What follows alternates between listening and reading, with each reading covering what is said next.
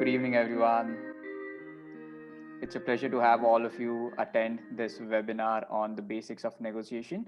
We'll just wait for a couple of more moments for others to also perhaps join in. We'll see if the numbers are constantly rising. So we'll wait for the numbers to sort of stabilize a little.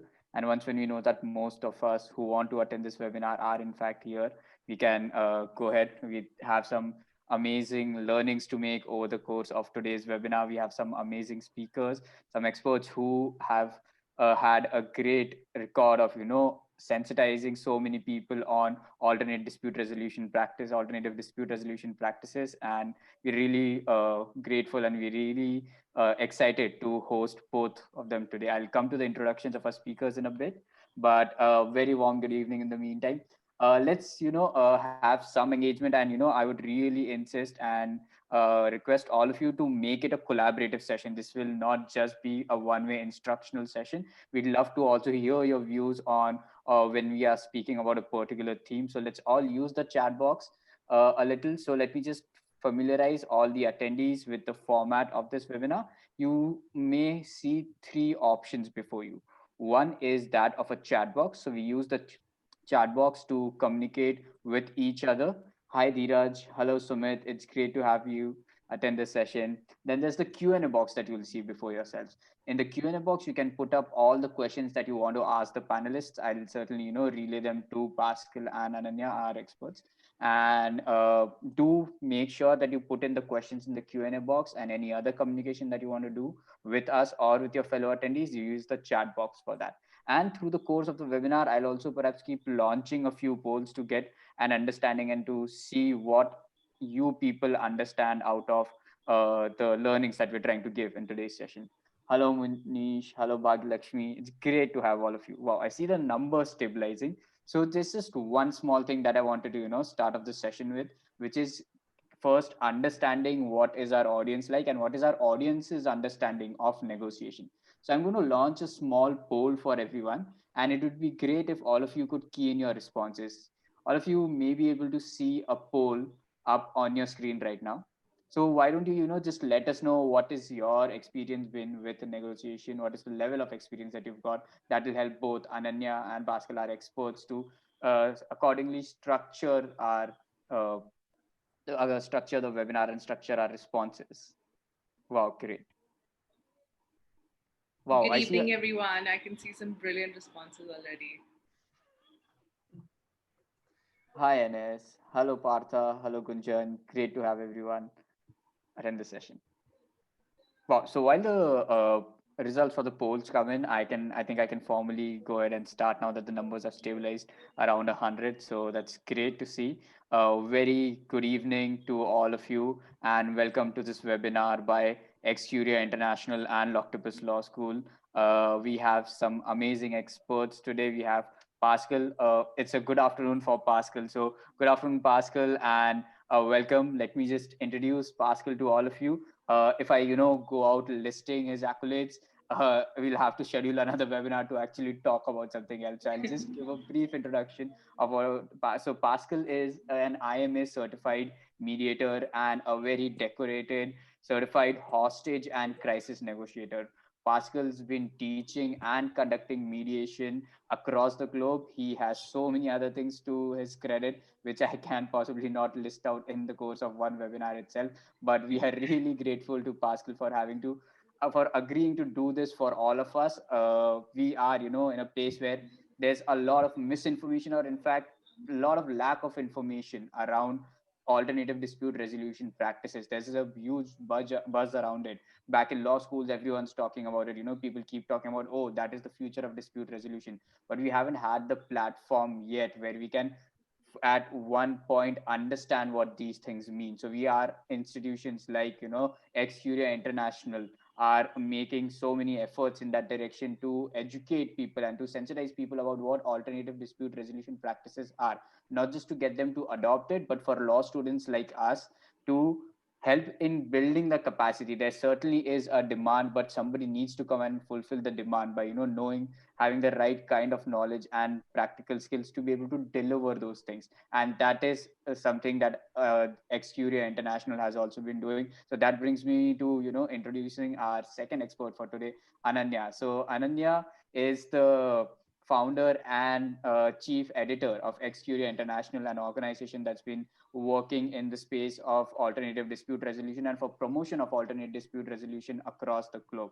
They've done some amazing work. Ananya herself, despite being so young and still in law school, she has so many accolades to her name. She's actively been promoting, actively been participating in various negotiation competitions and alternative dispute resolution competitions across the globe. So Ananya brings with her, despite at such a young age, a great expertise and a great sense of what all of us as law students can do to build our capacity to be lawyers of tomorrow and to be people who deliver, actually help in delivery of justice tomorrow. So we are really grateful to have both Pascal and Ananya. Thank you so much, Pascal. Thank you so much, Ananya, for agreeing to do this with us. It'll be a pleasure, and we're really looking forward to learn from all of you. Thank you so much, Mustafa, for that kind introduction, and I look forward to doing the session as well. Thank you. So, how we'll go about this is we'll first try and understand, given Pascal's rich experience, about what negotiation is. There are various alternative dispute resolution mechanisms, I'm sure, but this particular webinar is more focused on negotiation. So we need to understand what negotiation is out of the various other ADR mechanisms that are available to us. In what situations do we use, and so many other things that are surrounding that one practice of negotiation. So, Pascal, welcome and thank you so much for this. Pascal, I would just want to lay out some foundation out there for all our attendees. And if you could just help us understand, okay, we hear a lot about, okay, there's negotiation as an alternative dispute resolution practice, there's conciliation, there's mediation. Primarily, what are the differences? Why do we even need to have this? For to a layperson, it all seems like resolving things out of the court, maybe just settling things amongst yourselves. But what are these finer differences, and in what situation is each one of this used, and where does negotiation come into play in this aspect? Who negotiates in the first place? Well, we, Mustafa, we all do just in everyday life. Just imagine, just like when you are even growing up, you're negotiating without just you probably are aware of it. If you go back to in time, if you want to just get something from your mother, what do? Well, you ask her, and if she doesn't get it, who do you go to then? You go to your father. And then you just try to have a disagreement. But yeah, she says, Mama says this, and my dad says this. So you're just going back and forth. And if you don't get what you want, what do you do when you're a 4-year-old? You lay on the ground and cry and asking for all this attention. So we're always negotiating. Whatever we do, it's almost a 24/7 just thing, because we want to get something either for ourselves or for somebody else. Certainly. So, Pascal, that's broadly what negotiation is, and why and what kind of situations do we negotiate. So, how does that translate into using that specific skill or that specific process into resolving disputes, and that to civil disputes, whatever kind of disputes that we can resolve with negotiation? Well, negotiation is nothing more than less just talking about the issues you're coming across. And what you're trying to do is try to resolve that dispute, whichever you're having. So there's always just that directly just connection between just like negotiation and ADR just itself. ADR is just itself as pure as alternative dispute resolution. Because traditionally it's being derived from going to court, and this embodies everything where you don't need to go to court for, or maybe even just prior to court. So in that sense, it's different.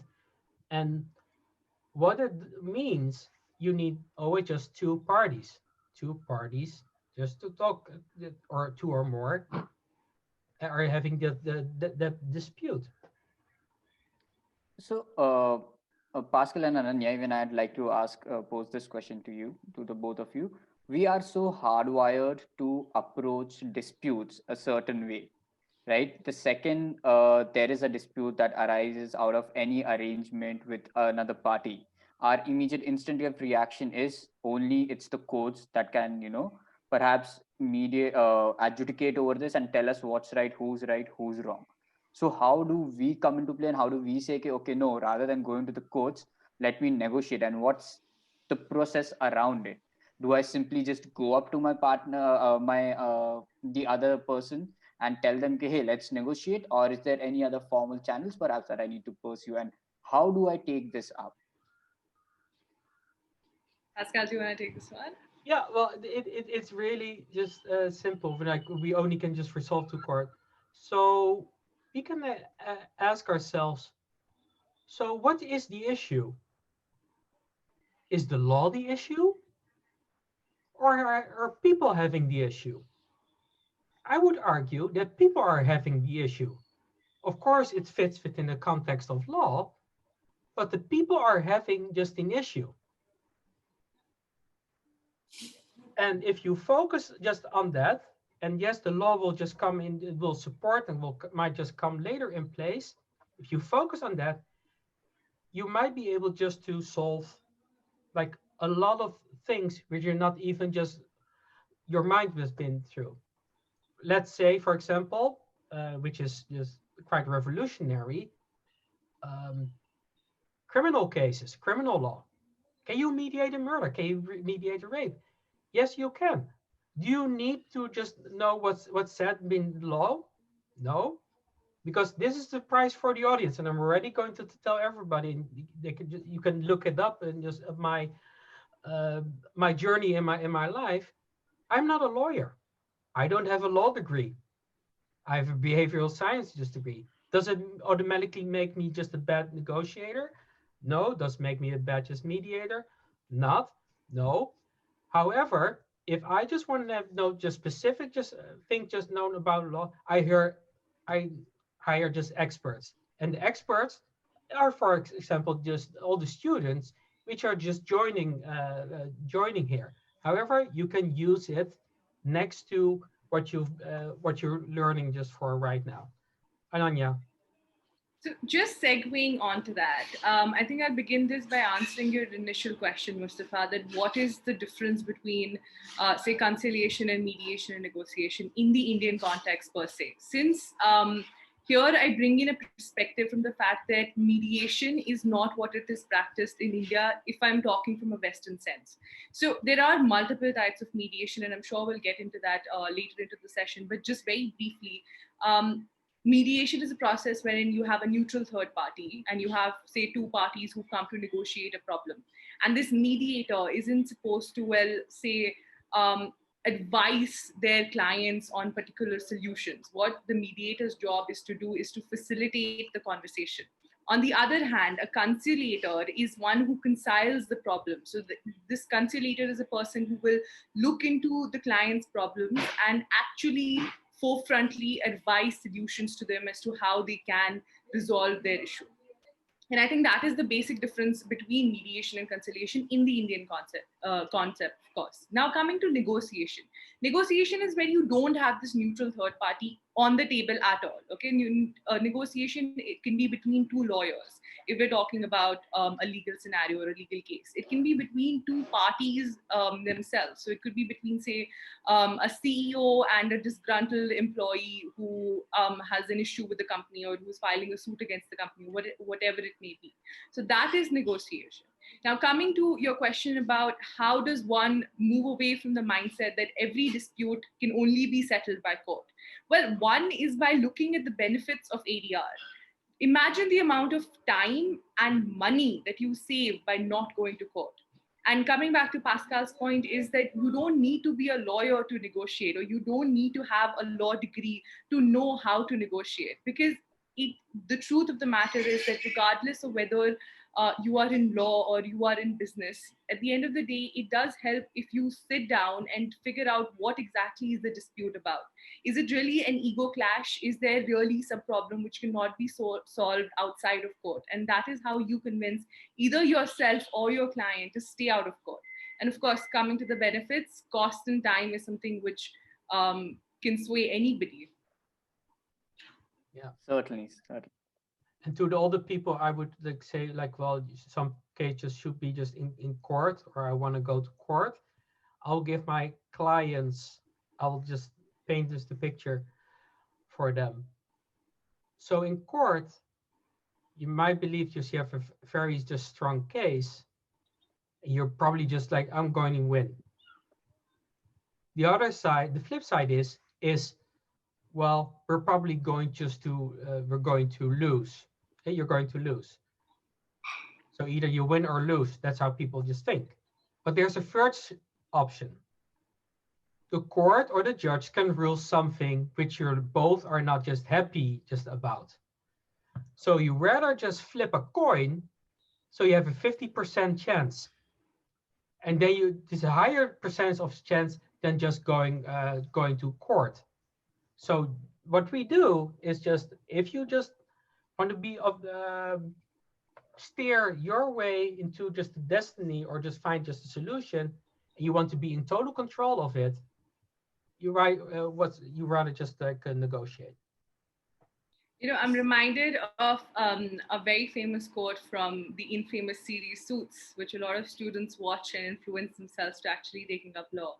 Harvey Specter never goes to court. He always settles his cases outside of court because he doesn't want to wait for the judge and the verdict and what the jury will decide. Because even though our judicial system is designed in a way to be impartial, you may not always end up with the best outcome if you go into court. But mediation and negotiation gives you that authority to actually sit down and, well, curate the best deal for yourself and your client.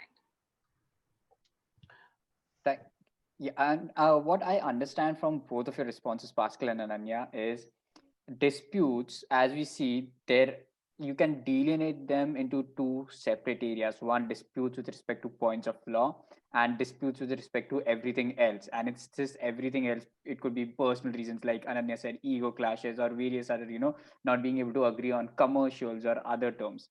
And that is what forms part of most of the disputes that are actually taken to court. All right. So do we have to sometimes do some analysis over here and understand, all right, this dispute is more suited to be settled out of court, and then go about proposing what settlement process do we choose for it? And this also ties in with what Pascal said, right? He has a background in behavioral sciences and not a background in law. Despite that, I'm sure Pascal has been more instrumental in resolving a lot more disputes as against any lawyer that I would probably know, right?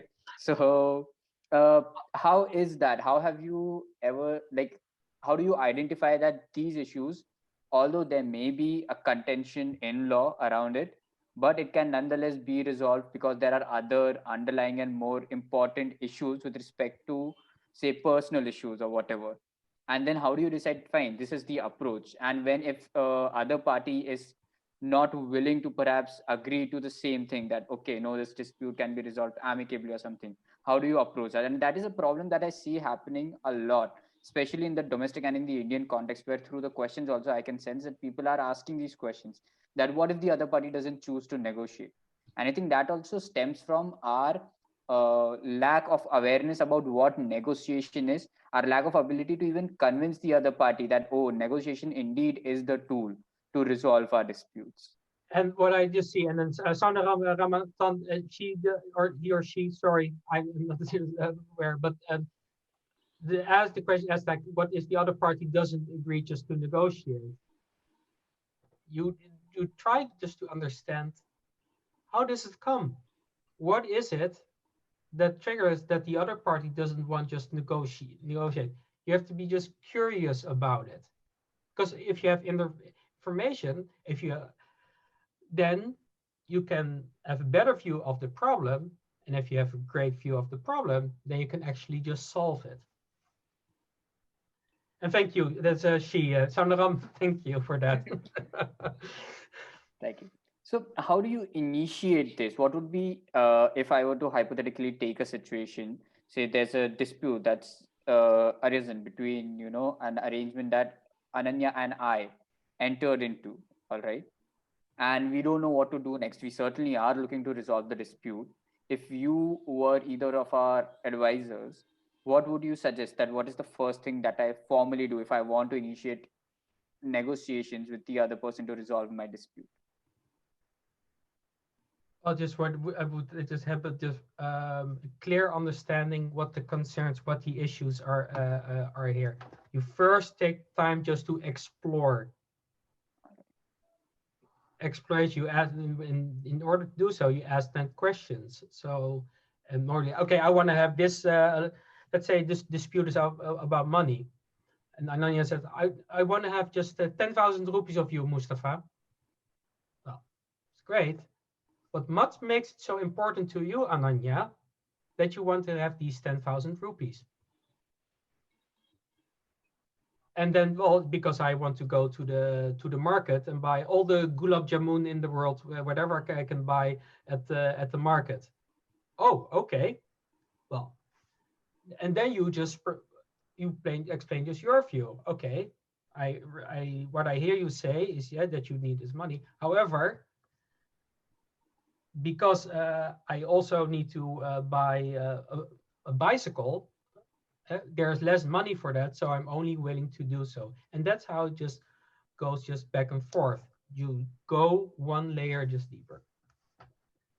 Thank you, Pascal. Ananya, I'd like you to also, answer this question. If you could just take us through the process of negotiation. What are the various steps, all right? And how do you, from initiating a negotiation to identifying what kinds of disputes or situations even require us to start a negotiation, and how does it proceed from there? Because that will, I think, sort of set the framework for us to go forward. We'll know what is the process, and then we can discuss each points in the process, perhaps. Right. I think that's a brilliant idea. And to do that, I think I'll take an example of, say, a mock negotiation, all right, where in a competition setting, you've been given your, say, general information, okay, and this is the information which shares sort of facts about both parties as to what's going on. Let's take a simple dispute between an employer and an employee. So a CEO and an employee, this employee's worked in the company for, say, about 15 years, and now suddenly he's been fired. So he's filing for a malpractice suit against the company. And this is the dispute at hand. Now, you don't know anything about the dispute more than just these facts. This becomes your general information. Now, negotiations have been commenced. The parties have agreed to meet on a certain date. And now I am, say, a lawyer for, I don't know, let's say the CEO, all right? And I'm the one who has to make this go away quietly, because if we go to court, it's going to hurt our company and it's going to hurt our reputation. So as a lawyer, what do? I first look into my confidential information. Now, this confidential information is information which the other party does not have. So it's information which I have about my client, which I will assess whether do I share it with the other party or do I not. So this confidential information is in my hand, and it says that this employee had been stealing from the client's accounts, and if we bring this as a public issue, then the company will face a lot of bad reputation, since it was happening right under our noses and we didn't know. That is my confidential information. All right, I'm not sure what the employee wants or what the employee has in his mind, etc. This is my information. What I now do is figure out what is the issue at hand. Like you said, we divide the issues in terms of, one, I think our foremost interest over here will be reputation. How do I protect the reputation of my company? That is going to be my first interest, which I just cannot leave at any point of time throughout the negotiation. Two, in this situation, my second would be, how do I get the employee to return the money that he may have stolen from the client's account? and sort of what is the amount, calculate that, etc. And that would be my second interest. So like getting back those funds. My third interest would be not for this employee to sue us on grounds of, well, firing him for wrongful cause, etc. in court, which again ties up back to my reputational issue. But however, this becomes my three, well, broad interests of what I want out of this negotiation. Now, like Pascal said, once I get onto that negotiation table, I'll be face to face with this employee or his lawyer. And here, that's where I'll start exploring as to what are his interests. What is it that he wants out of this negotiation? If we found out about the fact that he's committed fraud, I'm sure that he knows that he's committed fraud, which is why he's not willing to go to court either, because he knows that he could actually be penalized a whole hefty amount for that. Which is why I, in my head as a lawyer, know that this party has something to lose. And I am willing to do that in the exploration stages to find out what it is that that party wants out of this negotiation and what he has to lose. So that becomes my exploration stage. Once I get all of those facts out, I reconcile my interests with the other party's interests. And here, that is when I start figuring out what is the solution out of this. Now, since a negotiation is a win-win situation, you have to create a scenario wherein the other party would agree to that solution as much as you would propose it. And to do that, you need to have your client's interests and the other party's interests at hand to again figure out what is the solution out of this. Pascal, did I get that process correct? Or is there anything I missed? No, just perfect, perfectly. And when you're just like just doing just the solution, so you prepare, and you also prepare for yourself whenever you're going into negotiation. Ask all the questions. Okay, what do I need to know? Second, then you just have just the opening. Yeah, you tell your side of the story, how you just see it. Then there are just points which I call them just talking points, which you might just set up just in a certain agenda. So, okay, these are the talking points we're going to discuss today.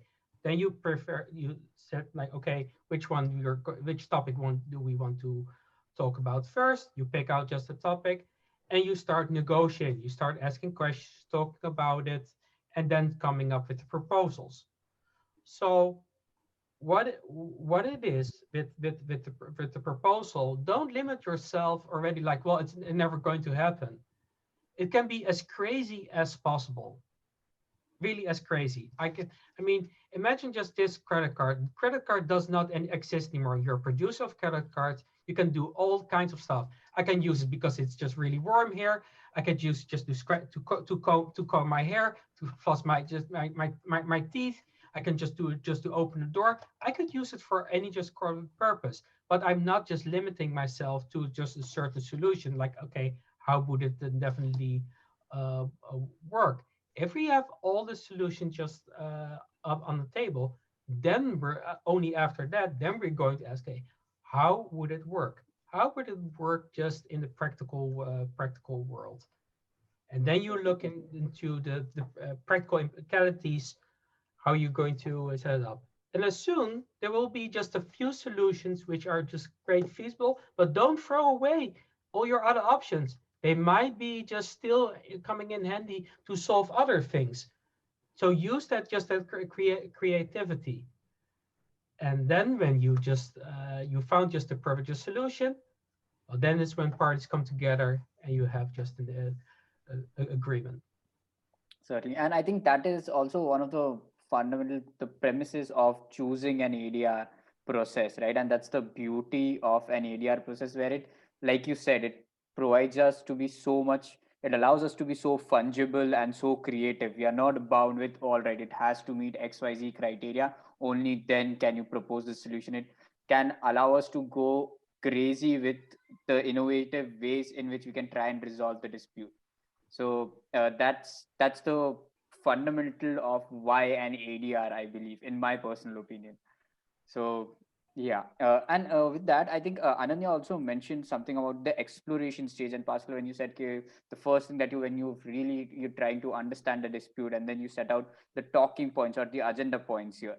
So, are there any empirical ways to go about this? Are there different kinds of negotiation strategies, some broad negotiation strategies that you can perhaps approach? And if you could apprise us of what are the different kinds of negotiations that we can, or the approaches to a negotiation that we can have, and which approach to choose in what kind of a setting. Well, there's thank you, Mustafa. There are a lot of questions being just answered, so I'll just start with with the first one, with negotiations, and there is certain strategies. Lesson one, people, don't think it's something out of a book you can just grab, like, oh yeah, last time I just did so and so, so I grabbed this and this scenario, and I'll look it up and I'll act so and so. Never happens. Always be prepared for the unexpected. Treat it as if your first negotiation, or as a professional. Please just take that in mind. Yes, it might be you might argue that there were certain techniques which you use. That could be just the way you listen, the way you express yourself, um, the way you put your options just on the table. Yes, that might just happen, but there's always that there is just a dynamic. Depends on the party, because if there was also a question I've seen: what if the other party doesn't want to negotiate? Well, are the questions you would just ask? You want to understand why, and what can you do to help them just come to the table? What is necessary? It could be small things. Oh, I need coffee because it's at 7 a.m. I don't want to negotiate because I'm not a morning person. I'm a night person. Okay, so but how can we just accommodate? You listen just to the other, and soon as you get that and you're building that rapport, interaction starts, and you're getting somewhere. Yes, sir. And just to add on to that, I think a very distinct sort of differentiation between two styles of negotiation, which I've noticed across the board, and this is in comparison to well how Indian negotiations work and what is the idea of the West when it comes to negotiation, is bargaining versus interest-based negotiation. So um, I'm proud to say that we have it's in our blood to bargain in every situation, and that bargain would basically it means is that you start off at a extremely high price or an extremely low price, which is very unreasonable, and you just think that you could come somewhere meet in the middle. So say if I'm buying, I don't know, vegetables, I'd start off at like say a 20 rupees, and then the guy would say 120, and somewhere we meet in the middle at about 65, 70. That's what bargaining is. But in negotiations, in legal negotiations, when you have conflicts involved, that's something which is sort of frowned upon, is not looked at in good spirit. You're expected to have interest-based negotiations. Now, what does interest really mean? Interest is basically, why do you want that number? This is what Pascal had said initially when he said that I want 10,000 rupees out of Mustafa. But why do I want those 10,000 rupees? It may be to pay for something which I may owe to somebody else immediately. So I need that money in say 2 weeks or 3 weeks, or in a very short time frame. But until I understand why I want that money, I can't get to a solution. And tell you why. Say, for example, let's go back to the example between Mustafa and I. When Mustafa owed me, say, 10,000 rupees, or if I want 10,000 rupees out of him. Say, my reason for wanting it is because I want to buy, I don't know, 50 gulab jamuns for Diwali, all right? Now, Mustafa knows a guy who is his neighbor, and he has a sweet shop and he sells gulab jamuns or whatever, he delivers gulab jamuns.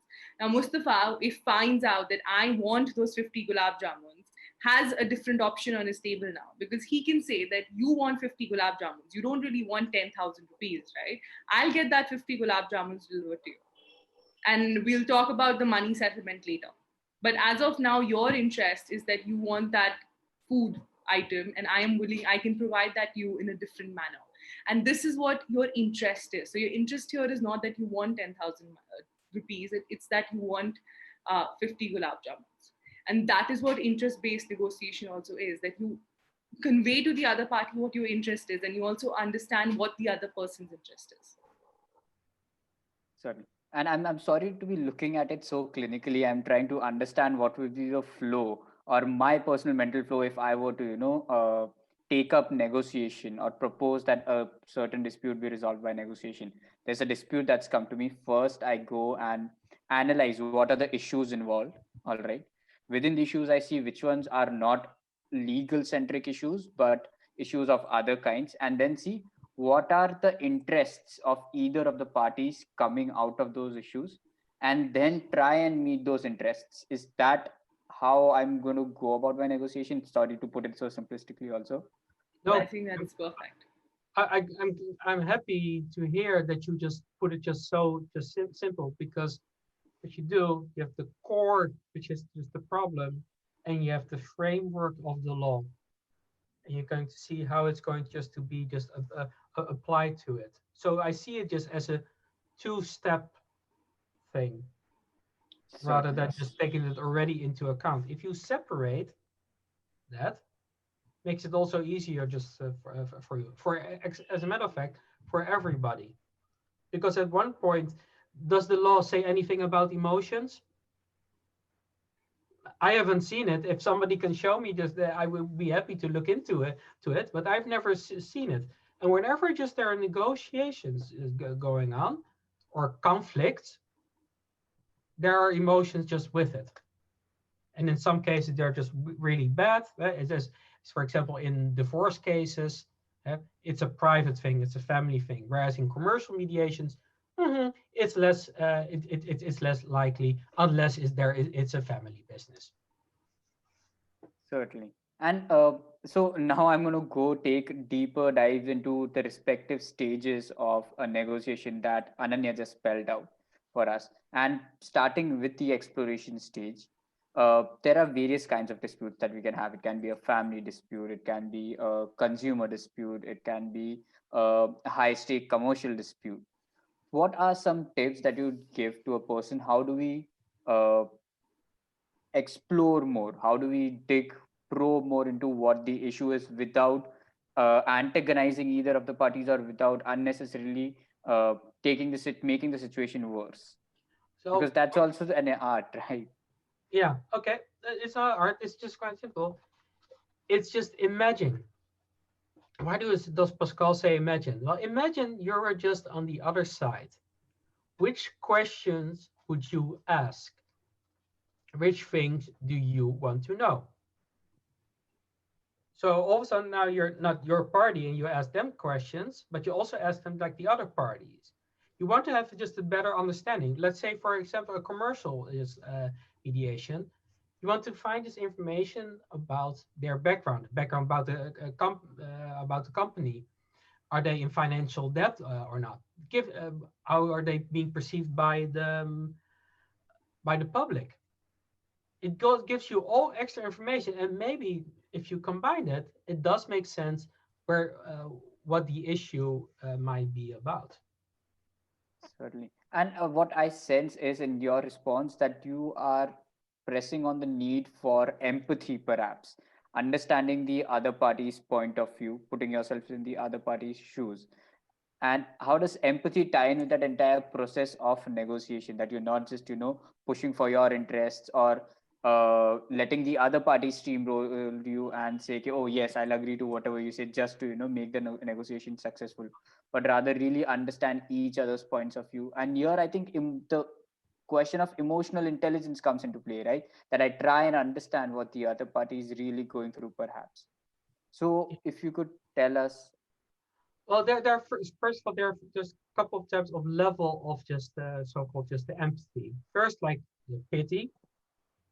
Okay, you can sympathize.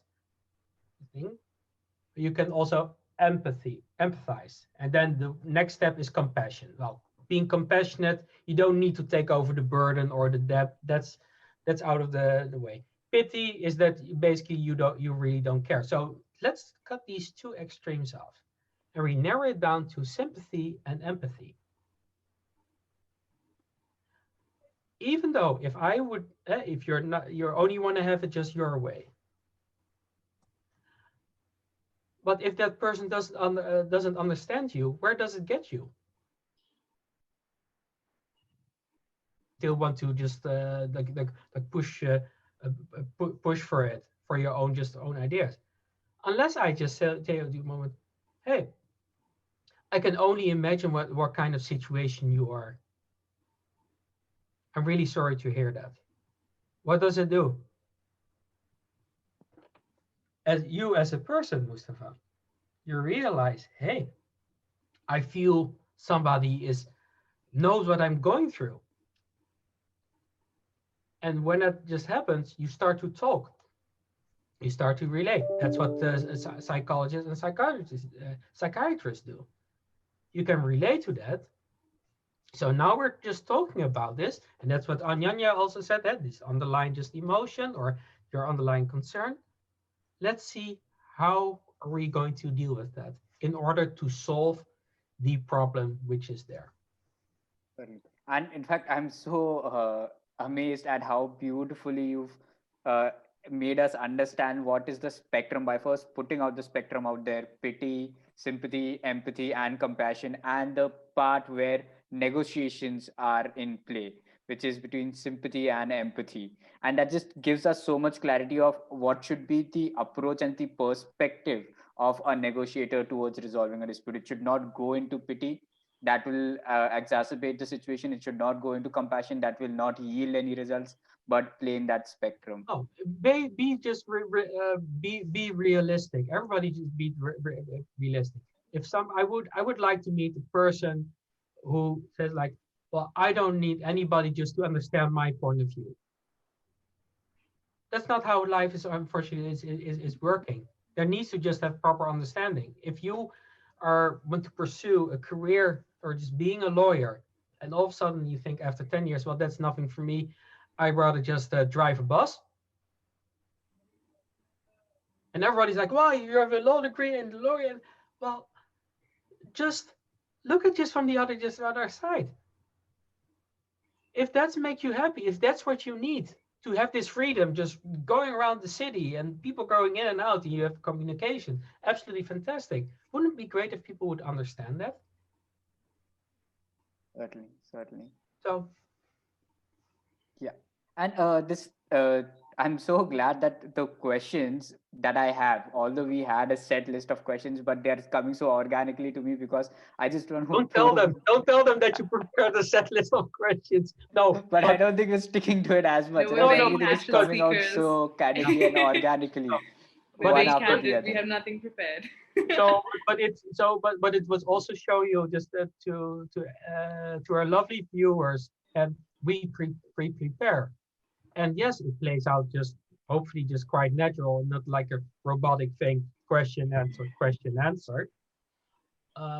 But that's what you do. You make yourself just wonder. If you go to the dentist and you know you have a toothache, whoa, okay, what's going to happen? Which questions I'm going to get? It's sort of that, just you have to go over just that threshold. I mean, you just soon if you're just in and you look back at like, well, that wasn't that bad. It was just a nice person. We had a good talk.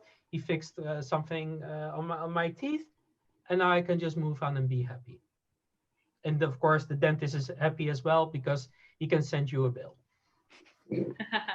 Definitely. So, this brings me to my next question, which is, and what you just said, right? I was of the opinion that negotiating is an art, and you sort of contradicted me right there and told me, no, it's not an art, and you simplified the process of how it actually works, how you can understand the process. Anybody can, in fact, take up a negotiation, right? So that's what I wanted to know. What is required from our end as law students, many of us who want to be practitioners of alternative dispute resolution. And that is what the times are demanding, that we look beyond the conventional means of dispute resolution, adopt negotiations, mediation, and conciliation, and all other alternative ways of resolving dispute. But what do we need to do to strengthen those skills? How do I become a good negotiator? Yeah, And perhaps Ananya, if go ahead. What is necessary to become a good negotiator? Well, I'm a huge believer in learning through practical experience. I believe that reading a book is not going to teach you how to negotiate or even how to become a lawyer. It'll teach you the law, but it won't teach you how to actually practice law. And I think that's what makes these competitions essential to your law school journey. Regardless of whether they are ADR competitions or moot competitions, unless you actually step in and pretend to be a lawyer, I believe that you're not going to attain that skill, or a negotiator for that matter.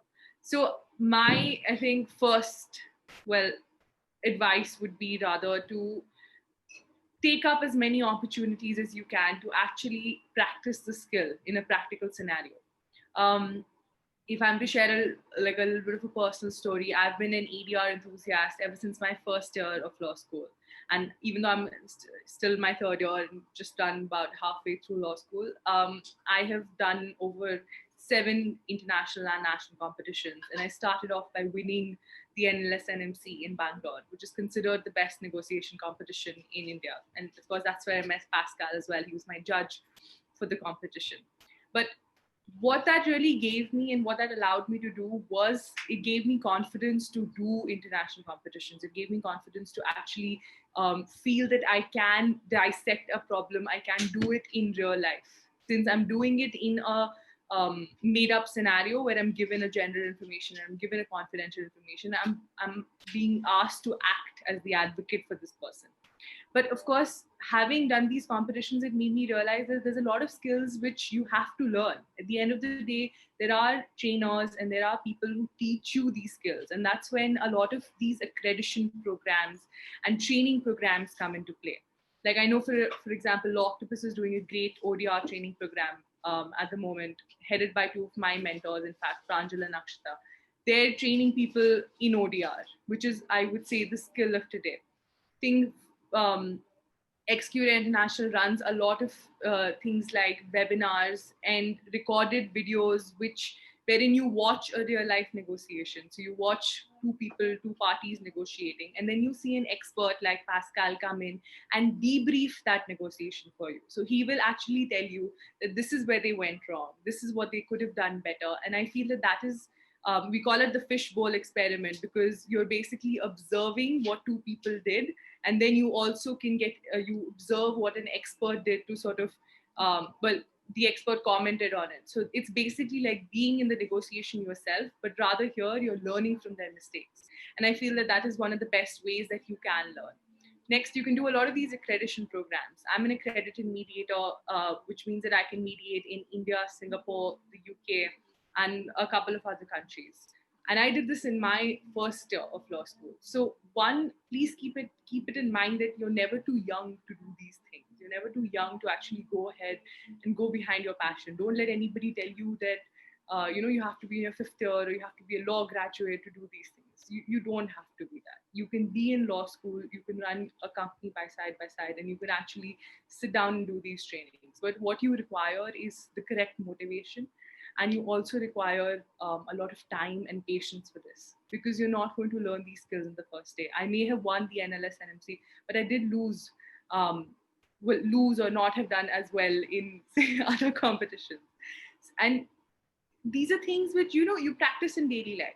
So negotiation is not just a skill which you learn in competitions. It's a skill you learn while talking to your friends or your family or even your professors. I mean, how many of us have gone to our professors and asked for an extension on a project deadline?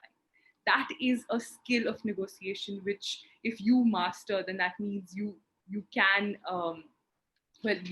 you've become, or you put yourself on the right path to negotiate.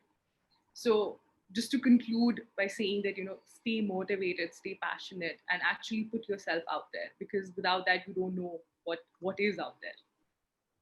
certainly, Ananya. And what I understand from your response is A, primarily you are not too young to take up these things, and we also cannot wait for our unfortunately the law schools aren't as enterprising. They haven't introduced ADR training to us formally in law schools. Only now that mediation has been mandated as a compulsory subject by Bar Council of India are they going to consider teaching mediation. But I think that will also be only very tokenistic, just because they're Yeah. supposed to teach mediation. And you took the mantle up yourself. You said, I, even though my law school is not teaching me these ADR practices, not teaching me how to negotiate and all, I know this is how I'm going to do better tomorrow as a lawyer or as a dispute resolution professional. And you started taking these things up right from the first year, right? Yeah. So, uh, if you Well, could, just one thing, just add to that. So, what makes you just a good? Please listen. That's where it all starts. I mean, and I I don't want to offend anyone, but when I visit universities in India or just competitions, what is it that always just the principal or whomever just is just important has these lengthy conversations or just talk forever when nobody is actually listening to it. Everybody is just taking selfies, looking at their phones, doing something else. Nobody is interested. So you focus only what is just important, and you engage, because active listening is not just me talking. No, it's also see how this message is being perceived. How do people just do they understand what I just said? Why do they all of a sudden just have to cry about a certain thing? Could be just anything. certainly, and that in fact is very important. Active listening is something you mentioned just recently, right? And this will bring me to my next question, because I also see a similar question that's come up in the Q&A box by an attendee, Aditya Hirimath. He's asked, Pascal, what tips would you give to someone to help develop their emotional intelligence? Like you just mentioned, active listening is very important. So that's one thing to remember, Aditya. And any other such things that we first need to skills we should imbibe. This is very just difficult, but I'm going to try to answer it, and I cannot just do it just in a couple of minutes. So communication itself and active listening just exists just of certain just components, and has to be doing just with our uh, behavior, has to do something with our just emotions. It also just has something just to do with our for body language. What is it? If I would be right now, if I would just talk like this the whole time, well, doesn't it, am I really engaged and interesting? No, I'm. That's not the case. So body language. Another thing is the tone of voice. If I'm just talking just in this voice, or all of a sudden I'm talking in this voice, there's a difference. The verbal content. What do I actually say? What do I actually mean with a particular word? I can say just a particular word, but you will explain just differently, maybe also from your cultural background, than I do. And the other thing is psychophysiology. Am I all of a sudden just being just sweating, just blushing? Could be anything. Though there are a lot of things you need to just take into to look at. And we as human beings are already lucky if you only already just got one and two. That's why communication and negotiation is so hard, because we have all these things just going on at the same time. Yet we need to just to digest it. Certainly, certainly. And I think this is something that Ananya and team at Xcuria International is also trying to do. They are curating resources uh, for lawyers, law students, and everyone to learn more about negotiation techniques, about alternative dispute resolution methods. They're doing this. It's I know it's all open source, but they're curating, collating all of that, putting it in a place, and saying yes, we take up the responsibility of educating people on alternative dispute resolution process, and that's actually a very interesting thing. So I don't know, Pascal, if you're aware of this. Currently in India, Niti Aayog, which is a governmental body, they have just come up with a policy plan for promoting online dispute resolution in the country. All right. And a major part of the report, one of the highlights of the report, emphasizes on capacity building, saying that we need people to be aware, lawyers, law students, and other practitioners of dispute resolution to be aware of what these alternative dispute resolution methods are, how to use them online. And that's one of the biggest challenges. They realized that we cannot solve anything as long as our lawyers are not educated on what these online dispute resolution methods are, right? I also see one question that's come up, and it's sort of similar by Shruti, where she, one of the attendees, Shruti Agrawal, she's saying that she's a core litigating lawyer, all right, but she wants to actively take up these alternative dispute resolution practices. So, what would you advise, Ananya, especially from your knowledge of the domestic environment around ADR? How does somebody like Shruti chart out that path? And because Pascal's also, not chosen traditional lawyering and chosen a different way of Well, alternative dispute I'm resolution. not saying traditional language, but Shruti, I want to compliment you actually, because you pretend or you predict you see yourself as a hardcore litigation lawyer, yet you show interest in joining this webinar, which tells me you're eager to learn. You want to see just the other side, and yet you can just be perfect, like hardcore litigation lawyer.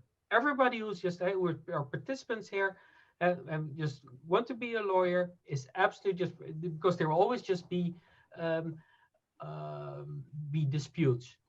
However, you are just part, and this is just what Mona Lisa is saying. You're part of a new generation lawyers. You're the new creation. You're born probably with a cell phone in your hand. So you know how just to communicate. You know how to just relate. You are already just prepared. So you already have such an advantage when you compare it just to the older generation. It's amazing. Now it's a matter of how are we going to use it. The fact that there's a pandemic going on, the corona, forced us even to think faster and to act faster on this new situation. And look how we become to. We now consider it just normal to have just online dispute resolutions. There are competitions being just online dispute resolutions. So our whole sense in a really short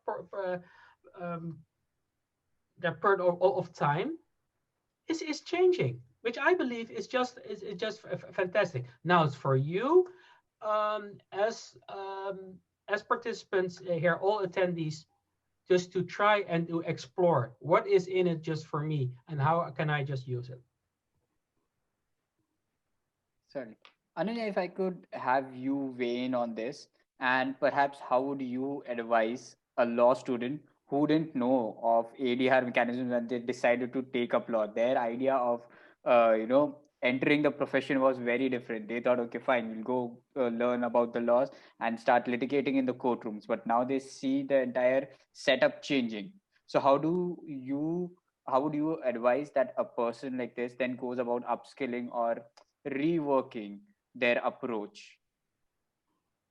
Well, it's an interesting question, but of course, there are multiple answers to this. I also tie in your earlier question regarding Shruti, who wants to, of course, now move in from traditional litigation practice into ADR. Of course, the answer differs for law students and those who have graduated. I think as a law student, you have kind of more area to sort of explore these options. So you have incentives and you have options to take up training courses initially to actually understand what the practice is.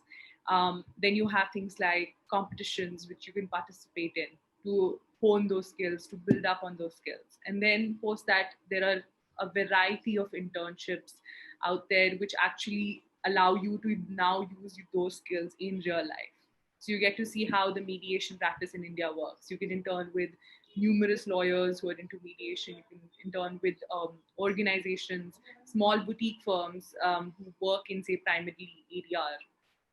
With respect to somebody who's already graduated and say, like, for example, Shruti, who has a litigation practice on in hand and now wants to move into ADR, there are a number of organizations which impanel mediators, and that's depending upon if you've done your accreditation, which of course there are a number of organizations again which give you those accreditation by doing, like, say, um, a 4 to 7 days training.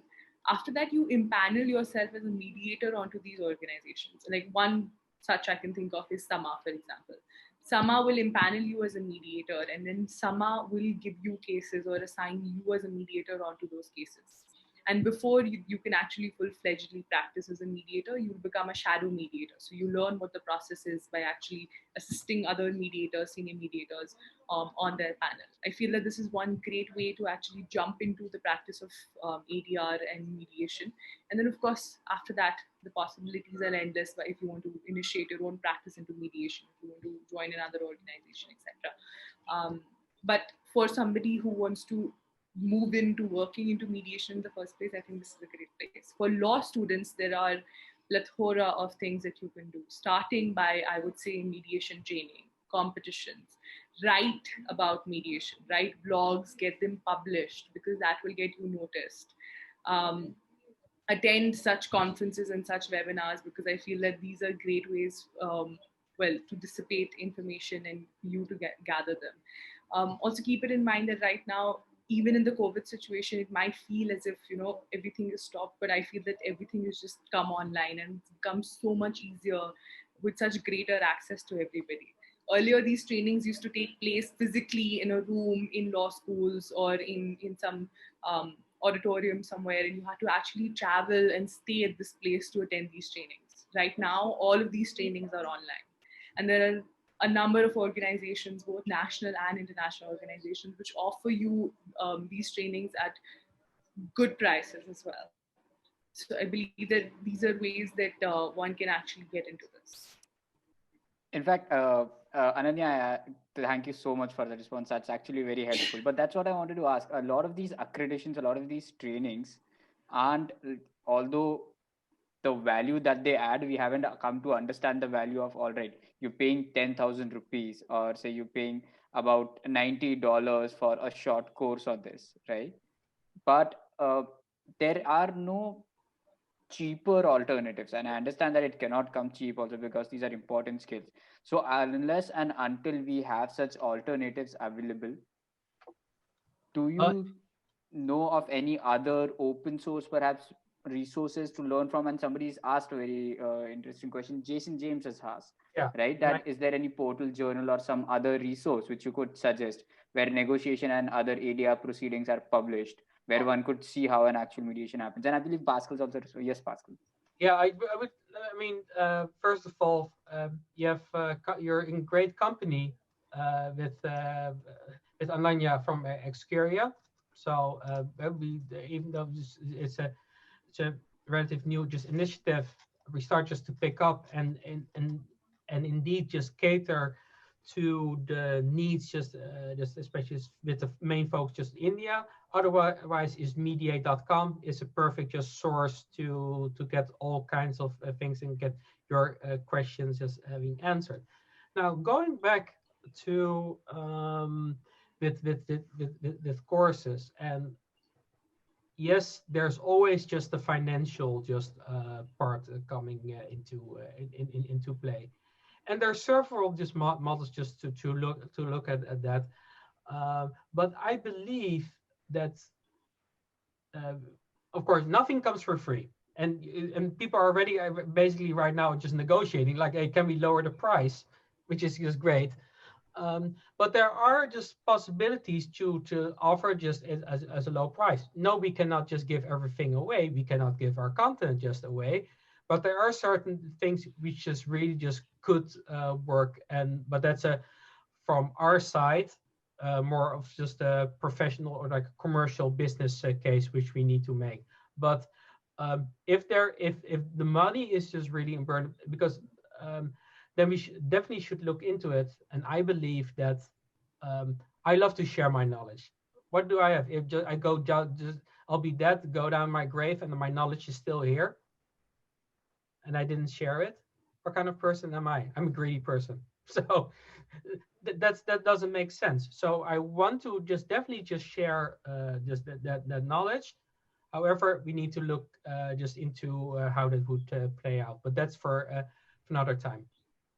So, in fact, adding on to that very quickly, it got me reminded of another sort of venture that we have at ECI. So, we're primarily a blog, a podcast, and we do networking events. And our podcast is what we do to basically bridge this gap between students and professionals. So what we do is we invite professionals from the field of ADR, whether it be arbitration, mediation, negotiation, different types of, well, say, international dispute resolution settlement laws, such as, say, public international law, etc. And we host them on our podcast, and we, well, develop this into a proper recording and we put it up. So I feel that this is a great channel, which, with our aim to, of course, connect professional advice that we get from these professionals with students who may not have, may not be able to get access to courses because of, say, money issues, time issues, whatever it may be. And this is completely free. So a great avenue for you to explore is, of course, look at our website. We're also on Spotify and all of these major channels. Listen to a few of our podcasts, and I'm sure that will benefit you, because these are some high content, well, recordings that we create. And even though I'm, tooting my own horn here, but we do really work hard on these, and I'm sure it'll be helpful to you. And I can attest to the fact of the dedication that Ananya and the team has shown towards building this resource and building this platform which can create an impact. It's completely motivated with the interest of promoting ADR as a discipline, educating and sensitizing people around it. And I really appreciate the efforts that the team at Xcuria has made over here, Ananya. Coming to another question, and I think this is also the elephant in the room that we need to address, because all of us, when we are, even the interest we had in attending this webinar for most of us was, all right, what's in it for me? How is it going to help my career now? That is the question. We understand mediation, ADR is going to solve so many disputes for everybody else, but how do I make a living out of it, right? And Pascal, you as somebody who is who does this for like bread and butter for a living, if you could just tell us, because there's a question also from Mudit, that what are the prospects in this field? Is it feasible to aim at being a full-time mediator as a career option, both in India as well as internationally? So Pascal will probably able to give us a great insight into what are the prospects at the global level. Okay, let me all just be realistic about it. To do just a full career in just mediation right now, is it feasible? If you really want and succeed and really just push, yes, it might be. Now, realistically, unfortunately, it is not. It's something we need just to to work on. But what I believe is that you have something which you're just doing very well. Maybe just being a lawyer, being part of a law firm, and something which you really love. Might be just ADR or ODR, and see how that is possible. What are you? How can you just buy in? And what you first could do is that, okay, I want to learn from you. That's the biggest compliment you can give just in the within a law company. You just law firm. Like, I want to learn from you, because it tells like, hey, I really appreciate you, but I want to learn from you. Is it possible for me to hang on, or just to look at it and just join just one of the negotiations or mediations? Now, sometimes it might be that you're not really liking it or just enjoying it, or like, well, this is something that I different, but you already start learning from it. So you have an idea, and at one point, maybe you have even the opportunity, okay, can I just have one question? So you know how it just feels just to ask just a question. So now you're slowly just growing and weaving yourself into this ADR/ODR world. And that's at one point you have to decide, what are you going, whether I'm just going to pursue just or not. But you uh, think big, but it's okay just to start small. Even within your own community, make it known that people just can come to you whenever there's a dispute. Use it as sort of your playground, but now it's real life. And you want to do it just well and perform well for the people. So, and I see there is just a lot of just opportunity. Look at the amount of lawyers in every year leave university. That's really big. So you have to think of how can I make myself just being just unique? So there has to be just an extra skill, something which you just want to be known of. And one of the things could be ADR slash ODR. I think that's a very important point that you brought up, Pascal.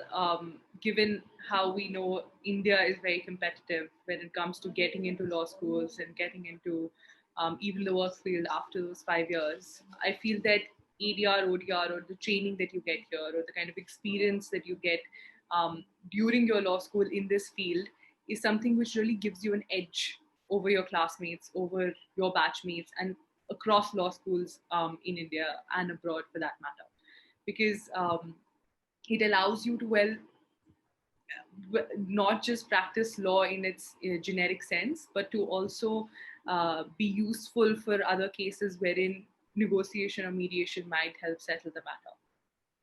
And that is a great incentive for you as or for us as law students to actually um, get better at the skill and actually do better at this while in law school. Of course, post that, we have all the time in the world to work on this. But even while staying in law school, this is a great um, avenue to pursue, in my opinion.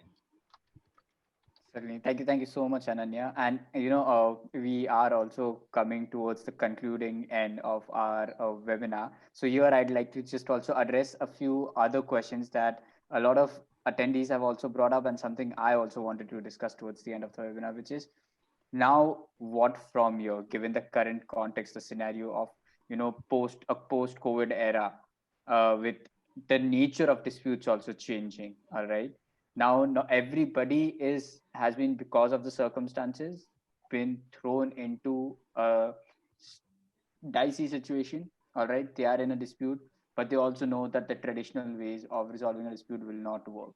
So how do you see the ADR space evolving in a post COVID era? It's here to stay. And to answer just Jason James' his question, has the ADR and ODR field seen a boost during the pandemic when courts are operating? Well, I can tell you just in the jurisdiction of the Netherlands, at one point courts were closed, and we needed. There were still all these cases. They're just building up. So we need just in a way, we need just to pursue getting rid of them. So one of the things, and I'm not saying here to say that you can just do it for every case, because not every case you could just do ADR to ADR or ODR. But some of the cases have been referred to that with a positive outcome. So if we're looking at the post-COVID area and the level where our government is right now, we are just in sort of a semi-lockdown. I consider just less. It's actually working. All these just the different things. However, they're just sort of hesitant to use these new tooling, and they rather just see it as a threat than as an improvement to get rid of the burden of all the cases. I think another factor which I've noticed is that ADR was always friendly to shifting online. Since, well, ODR was a concept which had developed before COVID, and of course now it's only culminated into something bigger. I feel that the shift to moving disputes and dispute resolution online for ADR and ADR practices has been much easier than, say, traditional litigation. Arbitration would be conducted across borders, and arbitrators were very used to actually having, say, meetings over Skype or Zoom and actually resolving disputes this way, since there'd be multi-party disputes and people would be placed in different countries. And given the COVID situation, since everybody has kind of been forced to come online, I feel that parties and people are starting to realize the amount of cost and time it saves, again, to come online. Because initially you'd have to book, say, a conference room, you'd have to book a hotel, everybody had to come in one place, etc. But having said that, I've also heard a lot of practitioners say that even though a lot of things have shifted online, it's still very difficult to, well, get emotions out across a screen. And mediation is a lot about, say, body language. It's a lot about emotional intelligence. It's a lot about, like we spoke about, getting interest and exploring. And sometimes it's difficult to do that when you're sat across a screen and not in front of the actual person. But Pascal, what's been your sort of experience in this? Have you noticed that mediation online has become more difficult, or is it something which you welcome? Well, not everybody is. I mean, doing a Zoom or a Skype is not what I considered online mediation. There's more to it. You have to think of your files. You're sharing your screens. Where do you put everything? Is it just being in between each? So it's much as broader than that. Yeah, we're coming just more and more. It's more and more common throughout, just in the field, to have online cases going on. Yeah, myself this morning I had a case. Was the divorce case where we just was absolutely just fantastic. You have the two parties. If they're capable of sitting in the same room, that's another thing. Could also be a thing of safety. And just me on the other side. And I would just share my screen, just go and talk to them, just case by case, but also just be aware, not only focusing at what I'm just writing, but also to see how they are responding, how are they reacting, and noticing such things. Certainly. And I'd just like to give a disclaimer over here that the conversations organically steer towards online dispute resolution, and I did not uh, intend for it to be such. But yeah, here I'm going to also be talking about the course, the learning opportunity that we have to offer as Lawctopus Law School. It's a month-long foundational course on online dispute resolution, which was conceptualized with the idea to increase awareness and let people make more informed decisions. We do not claim to teach you or make you experts in online dispute resolution, but what we know is all of us are really there to learn more about what online dispute resolution is, so that we can consider whether to pursue it as a career or not, or to pursue a career in online dispute resolution or not. And this is why we have had some folks at Sama, the best people who are really taking the online dispute resolution revolution forward in the country, develop a course for us. It's a month-long course, completely online, where you have live sessions also, and it aims at exactly teaching you that what Pascal pointed out. Online dispute resolution is not just me conducting mediation over a Zoom call. There are various other things that are, some core skills of an online mediator, core skills of an online arbitrator that you need to know. So these are some foundational skills that we try and teach through our course on online dispute resolution. It's a month-long course. You can find details. I'll put it in the chat box. You all can find the details of the course over there. And just, for the interest that all the attendees have shown in alternative dispute resolution processes, we are also going to have a special subsidized thing for attendees of this webinar, where they can, while enrolling for the course, I'll share the code in the chat box as well.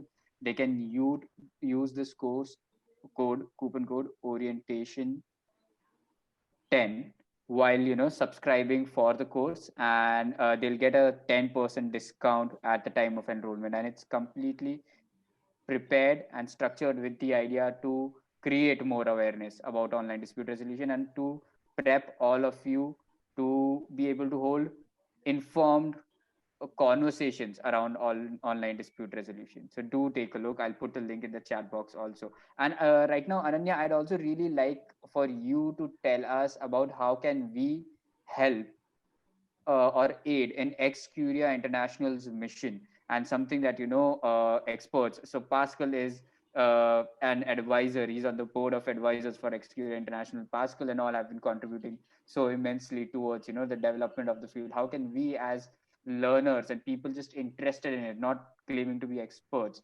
contribute and help in your journey of promoting this? Thank you so much for asking that. Before I answer that, I must testify to this amazing course which you guys have brought up on ODR. It's value for money, and I would really highly advise the participants today to actually enroll for this course, because I'm 100% sure that it's going to be beneficial. Coming to how you can actually help ECI and the mission that we're after, to actually fulfill that mission, is by partaking in the activities that we have. Execuria International is a completely free facility. We host a number of events in small competitions of sorts on our platform, which are only designed to further your skills in EDR. So say, for example, the the dystopian series that I mentioned before, it's initially what we'd done is we'd release the negotiations. We'd release the two parties actually negotiating. We did an overview of the problem. We spoke about the confidential.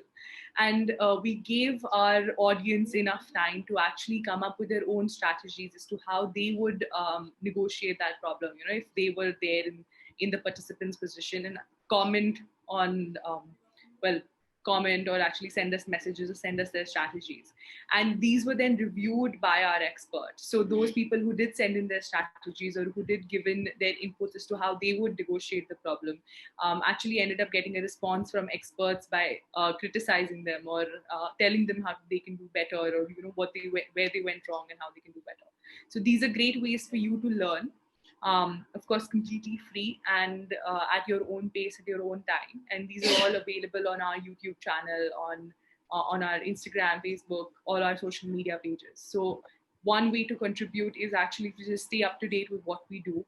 And we keep releasing such activities and read our blogs, listen to our podcast, because all of it is really to benefit you. And that's what the whole effort is about. We have amazing people like Pascal on our board of advisors who continuously pitch in and help us and advise us on these events. And we have a huge team of international students from over 25 countries who actually prepare these materials, which are then presented to you. Thank you so much, Ananya, for that.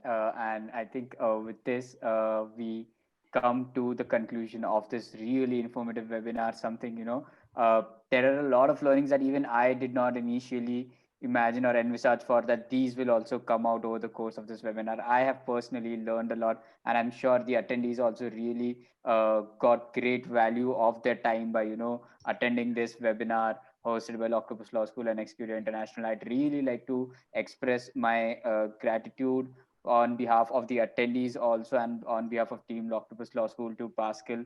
Thank you so much, Pascal, for these amazing insights that despite your busy schedule, you were willing to share with us. And thank you so much for all the efforts and your time on you're welcome. Thank you all of the participants for your attention that you keep on hanging on for just almost an hour and a half. It is just could be just quite exhausting in that sense. I already see just like people who really provide or just want to just give feedback. So if there's a feedback link, I'm sure you have it. It might be just helpful also just reflect on us, because even though we're being Ananya and me, I don't know you that well, just Mustafa, but all respect, sort of being perceived as being expert, we're not experts. The moment we are experts is when we retire. Then are we just experts? We're still learning. We're also learning from you. The questions which you ask are very helpful. And just also reflect on, are we doing the right thing? And how can we just do maybe do things just differently? Thank you. Thank you so much, and Pascal. Of course, thank you so much. Thank you, Lawctopus and Execuria International for giving me just the privilege to be part of this beautiful webinar. The privilege is all ours, entirely ours, Pascal.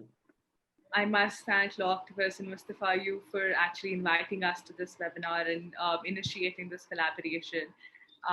Thank you so much for allowing us, or giving us this platform to actually display our thoughts and share our brief learnings. Of course, like Pascal said, we're all in the process of learning, and it isn't without the participants that we can do anything um, in our venture or in our goal to our mission. Thank you so much. Thank you, Pascal, for your time. And I really hope that I can see the participants. Well, I can speak to them personally if they want to, or actually meet them somewhere across the world. Certainly. Thank you so much, everyone. And thank you so much to all the attendees for the very kind words that everybody's now putting up in the chat box. And yeah, the festive season's right here. So I wish you all a very happy and We're prosperous just Diwali. starting. We are just starting. We're just getting the hang of it. So you will, unfortunately, you will hear back from us. That's for sure. It's not the last thing. Certainly. Looking forward to continued engagement with all of you. Thank you, you. Pascal. Thank you, Ananya. And thank you, all the attendees. Have a good Bye. week. Bye.